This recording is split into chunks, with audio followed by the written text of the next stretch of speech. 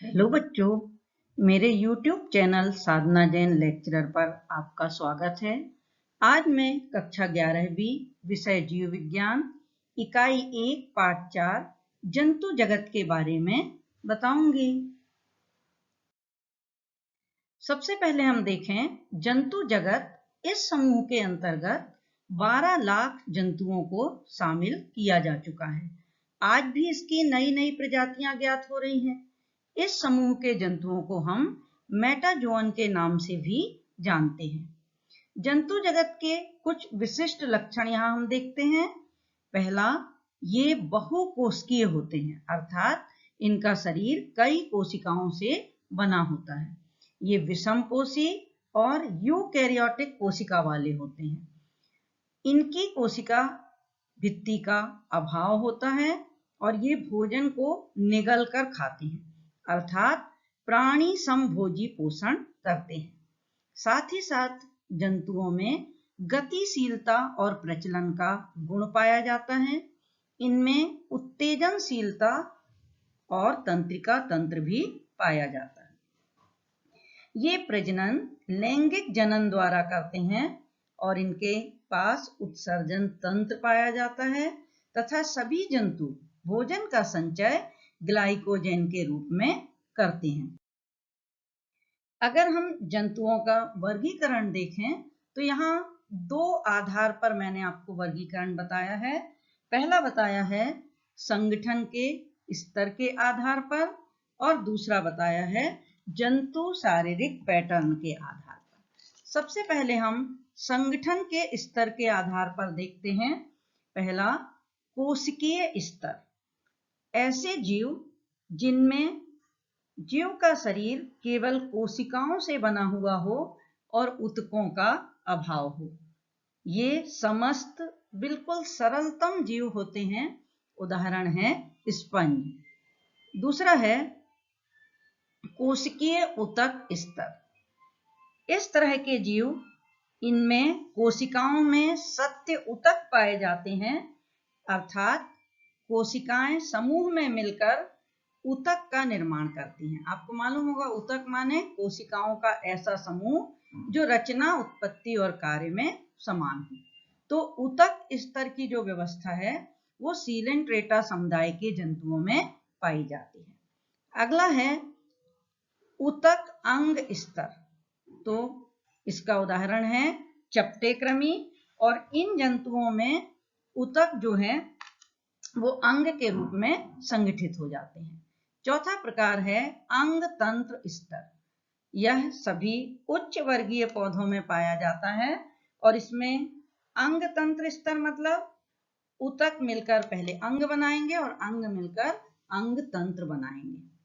अब हम दूसरा प्रकार का पैटर्न देखते हैं, जंतु शारीरिक पैटर्न। इसे हमने 3 भागों में बांटा है। पहला, कोशिका समूह योजना, दूसरा अंधकोश योजना और तीसरा नलिका अंदर नलिका योजना। हम इनके 3 नीचे डायग्राम भी देख रहे हैं। ये डायग्राम कोशिका समूह योजना को बता रहा है और ये स्पंज का चित्र है। दूसरा चित्र जो है वो हाइड्रा का है और यह अंधकोश योजना को बता रहा है। तीसरा जो चित्र है वो एक मछली का है और यह नलिका अंदर नलिका योजना को प्रदर्शित कर रहा है। तो आइए हम इन तीनों योजनाओं के बारे में समझते हैं। सबसे पहली, कोशिका समूह योजना। इस योजना के जंतु का शरीर कोशिकाओं के समूह से बना होता है। ये आप देख रहे हैं इस डायग्राम में, कोशिका समूह योजना। तो इस जंतु का जो शरीर होता है वो कोशिकाओं के समूह से बना हुआ होता है, लेकिन ऊतक या अंगों का अभाव होता है और कोशिकाएं अपने स्तर से कार्य करती हैं। उदाहरण है स्पंज। अब दूसरा प्रकार हम देखेंगे, वह है अंधकोश योजना।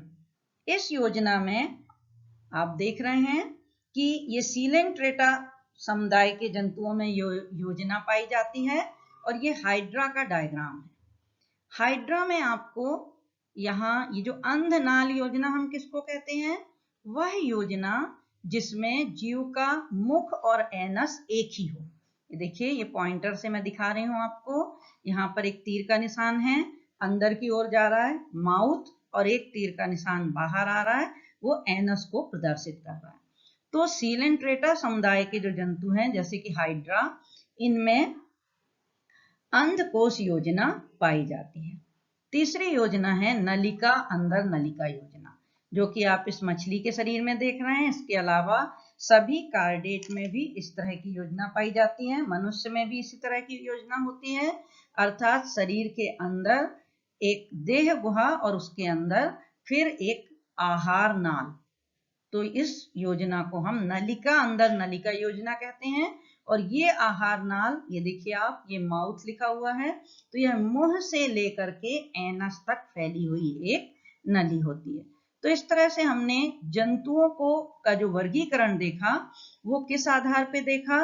एक संगठन के स्तर में कोशिकीय स्तर, कोशिका ऊतक स्तर, ऊतक अंग स्तर और अंग तंत्र स्तर। और जंतु शारीरिक पैटर्न के आधार पर 3 प्रकार देखे: कोशिका समूह योजना, अंधकोश योजना और नलिका अंदर नलिका योजना। नलिका अंदर नलिका योजना उत्पत्ति के आधार पर 2 प्रकार की होती है। पहला प्रोटोस्टोमिक और दूसरा ड्यूटेरोस्टोमिक। अब यहाँ पर प्रोटोस्टोमिक क्या है?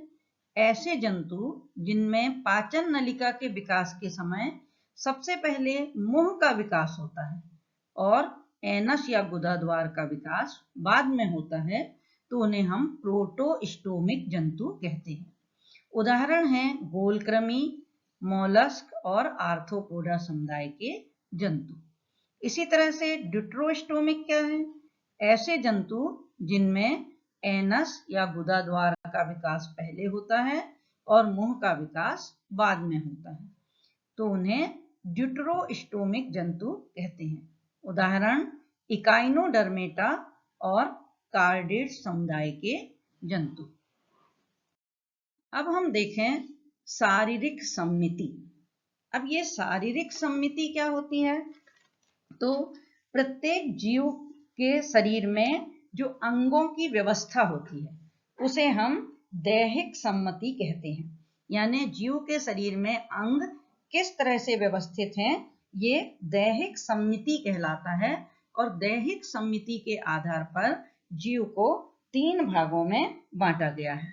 पहला असम्मित जीव या एसिमेट्रिकल ऑर्गेनिज्म, दूसरा आर्य सम्मित जीव या रेडियल सिमेट्रिकल ऑर्गेनिज्म, और एक और तीसरा प्रकार है द्विपार्श्व सम्मित जीव।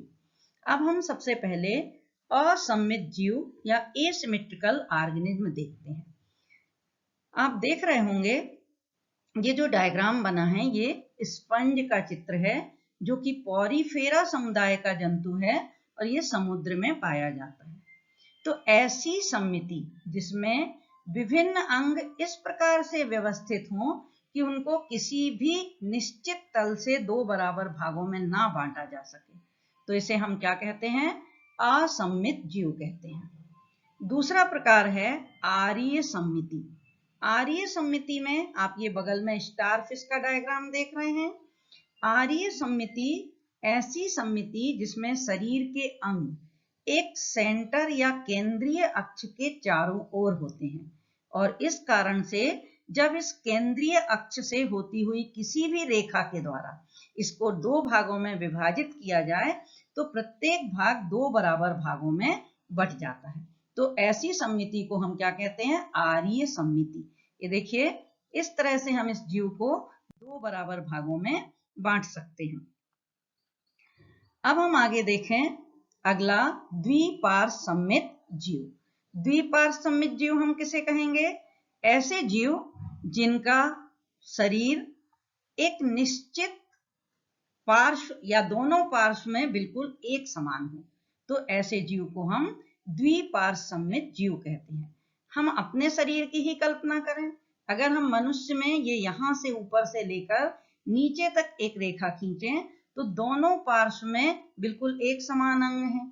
इसी तरह से ये मकड़ी में अगर हम यहाँ सिर वाले भाग से लेकर ये नीचे वाले भाग तक रेखा खींचे तो इसका शरीर भी 2 बराबर भागों में विभाजित हो जाता है। इसी तरह मछली में भी तो द्विपार्श्व सममिति क्या है? ऐसे जीव जिनका शरीर केवल एक या दो तल पर काटने पर ही 2 बराबर भागों में विभक्त हो तो इसे द्विपार्श्व सममिति कहते हैं। तो इस तरह से अपन ने 3 प्रकार की सममिति देख ली। पहला असममित जीव जिसका उदाहरण था स्पंज, दूसरा आर्य सममित जीव जिसका उदाहरण है तारा मछली, हाइड्रा, जेलीफिश आदि, और ये तीसरा हम देख रहे हैं द्विपार्श्व सममित जीव जिसके अंतर्गत हमने मकड़ी, मनुष्य, मछली आदि को देखा। अर्थात इन जीवों को हम द्विपार्श्व सममित या बाइलेटरली सिमेट्रिकल ऑर्गेनिज्म या जीव कहते हैं। अब हम देखें देह गुहा। हम जीवों के बारे में देख रहे हैं, जंतुओं में कौन कौन सी विशेषताएं पाई जाती हैं। तो देह गुहा या बॉडी कैविटी क्या है? देह गुहा को हम सीलोम भी कहते हैं और इस देह गुहा के अंदर ही सारे अंतरांग पाए जाते हैं। देह गुहा का जो विकास होता है वह मीजोडर्म से होता है। तो अब ये मीजोडर्म क्या है? तो जब किसी जीव में भ्रूण का विकास होता है तो 3 स्तर होते हैं। सबसे बाहर की ओर ये एक्टोडर्म, बीच की लेयर मीजोडर्म और सबसे अंदर की लेयर एंडोडर्म। तो अगर वास्तविक देह गुहा यानी मीजोडर्म के बीच से 2 भागों में विभाजित होने से देह गुहा बनती है तो ऐसी देह गुहा को हम सत्य देह गुहा कहते हैं। तो देह गुहा क्या है? जीव में सीलोम या देह गुहा होती है, एक खाली स्थान या जगह होती है जहां पर सारे अंतरांग पाए जाते हैं, तो इसे हम देह गुहा कहेंगे। अब देह गुहा के आधार पर जीवों को 3 भागों में बांटा है। पहला अदेहगुहीय जंतु, दूसरा कूट देहगुहीय जंतु और तीसरा देहगुहीय जंतु। तो सबसे पहले हम देखें कि अदेहगुहीय जंतु कौन है। ऐसे जंतु जिनमें देह गुहा का अभाव होता है उन्हें हम अदेहगुहीय जंतु कहते हैं, जैसे स्पंज, सीलेंट्रेटा, प्लेटीहेलमिन्थेस, चपटे कृमि आदि। ये जो आप पहला वाला डायग्राम देख रहे हैं, ये एक मिनट, ये अदेहगुहीय जंतु के बारे में हम देख रहे हैं। ये एसीलोमेट या अदेहगुहीय जंतु जिनमें देह गुहा का अभाव हो। अब दूसरा है कूट देहगुहीय जंतु। कूट का मतलब होता है झूठी। तो ऐसे जंतु जिनमें झूठी देह गुहा पाई जाती है वो कूट देहगुहीय जंतु कहलाते हैं। तो अब हम कूट देहगुहीय किसको कहेंगे? अब भी मैंने आपको बताया था कि अगर देह गुहा का निर्माण कहाँ से होता है? मीजोडर्म से। अगर किसी जीव में मीजोडर्म के अलावा किसी अन्य भाग से देह गुहा का निर्माण हो रहा है तो ऐसे जंतु कूट देहगुहीय जंतु कहलाते हैं। और गोल कृमि, रोटीफर्स आदि ये स्यूडोसीलोमेट या कूट देहगुहीय जंतु के अंतर्गत आते हैं, क्योंकि इनमें मीजोडर्म ने देह गुहा को नहीं बनाया है, बल्कि देह गुहा ब्लास्टोसील आदि किसी अन्य भाग से निर्मित होती है। अगला है देहगुहीय जंतु या सीलोमेट एनिमल। तो देहगुहीय जंतु या सीलोमेट एनिमल का उदाहरण है ये एनिलिडा, इकाइनोडर्मेटा और कार्डेट्स। तो यहाँ पर हम केंचुए का डायग्राम देख रहे हैं और ये हमको पूरे स्तर दिखाई दे रहा है, एक्टोडर्म, मीजोडर्म, एंडोडर्म। तो मीजोडर्म के 2 भागों में बंटने से, ये देखिए इस डायग्राम में ये एक्टोडर्म है सबसे बाहर और ये वाली लेयर और ये मीजोडर्म, 2 लेयर हैं मीजोडर्म की। तो मीजोडर्म के 2 भागों में बंटने से बीच में जो गुहा बनती है वह देह गुहा कहलाती है। तो देह गुहा की उपस्थिति के आधार पर जीव 3 प्रकार के होते हैं। अदेहगुहीय जिनमें देह गुहा अनुपस्थित हो, कूट देहगुहीय जिनमें झूठी देह गुहा हो और देहगुहीय जिसमें वास्तविक देह गुहा हो। वास्तविक देह गुहा यानी ऐसी देह गुहा जिसका निर्माण मीजोडर्म से हुआ हो। अब हम आगे देखते हैं कि जंतुओं का वर्गीकरण। प्रारंभ में जंतुओं को कशेरुक दंड या वर्टिब्रल कॉलम की उपस्थिति या अनुपस्थिति के आधार पर 2 जगतों में बांट दिया था। कौन कौन से वो 2 जगत या सब किंगडम हैं? पहला अकशेरुकी और दूसरा कशेरुकी। अकशेरुकी को हम नॉन कार्डेटा और कशेरुकी को कार्डेटा के नाम से जानते हैं। अकशेरुकी जंतु, इन जंतुओं के जीवन की किसी भी अवस्था में नोटोकार्ड या कशेरुक दंड नहीं पाई जाती है, अर्थात सभी बिना हड्डी वाले जीवों को इसके अंतर्गत रखा गया है। कशेरुकी किसको कहेंगे? इन जंतुओं के जीवन की किसी अवस्था में कशेरुक दंड अवश्य पाई जाएगी और सभी हड्डी वाले जंतुओं को इस समूह में रखा गया है। अब हम इस कार्डेटा और नॉन कार्डेटा में कौन से जीवों को या किन संघों को रखा गया है ये देख लेते हैं और इनके उदाहरण भी देख लेते हैं। तो नॉन कार्डेटा या अकशेरुकी जंतु जिनके जीवन काल में कभी भी नोटोकार्ड न बने, तो इसमें कौन कौन से संघ या फाइलम रखे गए हैं? पहला प्रोटोजोआ। प्रोटोजोआ जो है अब 5 जगत वर्गीकरण में इसको एक अलग प्रोटिस्टा के अंतर्गत रख दिया गया, एक अलग जगत बना दिया गया है प्रोटिस्टा। प्रोटोजोआ में अमीबा, पैरामीशियम जैसे जंतु आते हैं। अगला है पॉरीफेरा संघ। पॉरीफेरा संघ के बाद तीसरा निडेरिया, चौथा प्लेटीहेलमिन्थेस, अगला निमेहेलमिन्थेस, एनिलिडा, आर्थ्रोपोडा, मोलस्का, इकाइनोडर्मेटा और हेमिकार्डेटा। ये 10 फाइलम नॉन कार्डेटा या अकशेरुकी जंतु हैं और इनमें से किसी भी जंतु में रीढ़ की हड्डी नहीं पाई जाती है। अब बहुत सारे उदाहरण हम देख सकते हैं, जैसे कि मोलस्का में शंख, सीपी यानी यूनियोपाइला आदि को रखा है। एनिलिडा के अंतर्गत केंचुआ, जोंक, नेरिस आदि को रखा है और आर्थ्रोपोडा में सारे प्रकार के कीटों को रखा गया है। इकाइनोडर्मेटा में स्टारफिश को रखा गया है। पॉरीफेरा में सभी प्रकार के स्पंज को रखा गया है। अब हम देखें अगला कशेरुकी या कार्डेटा। तो अभी हमने बताया था कार्डेटा यानी वो जंतु जिनके शरीर में या उनके जीवन काल में नोटोकार्ड और नर्व कार्ड बनती है, जिनके शरीर में हड्डियां उपस्थित होती हैं, उन्हें हम कार्डेटा या कशेरुकी जंतु कहते हैं। इसमें कौन कौन से फाइलम रखे गए हैं? यूरोकार्डेटा, सिफेलोकार्डेटा और वर्टिब्रेटा। तो इस तरह से हमने जंतु जगत के बारे में देखा, जिसमें हमने विभिन्न सम्मिति के आधार पर विभिन्न प्रकार के जीव देखे, जंतुओं के लक्षण देखे और उनकी कोशिका समूह योजना, अंधनाल योजना और नलिका अंदर नलिका योजना को समझा। अब इसके आगे मैं अपने अगले वीडियो में बताऊंगी। Thank you.